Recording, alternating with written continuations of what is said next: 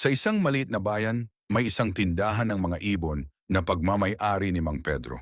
Lahat ng uri ng ibon ay makikita sa tindahan, pero ang pinakapaborito ng lahat ay si Pipoy, ang isang ibon na palaging nag-iimbento ng mga kakaibang tunog.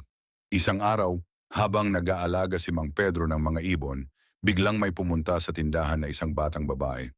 "Gusto ko po ng ibon na marunong magsalita," sabi ng batang babae. Sabi ni Mang Pedro, "Mayroon kaming isang ibon dito na medyo kakaiba. Ang pangalan niya ay Pipoy. Pwede mong subukan." Nang makita ni Pipoy ang batang babae, agad itong nagpakita ng kanyang talento. "Boom, boom, boom," sabi ni Pipoy. "Pa, pa, pa." Nagulat ang batang babae at nagtawanan. "Wow, parang drum kit," sabi niya. Ngunit hindi doon natapos ang lahat. Habang naglalaro, sinubukan ni Pipoy ang isang bagong tunog at biglang sumabog ng malakas na meow. Nagulat ang batang babae. Bakit biglang naging pusa si Pipoy?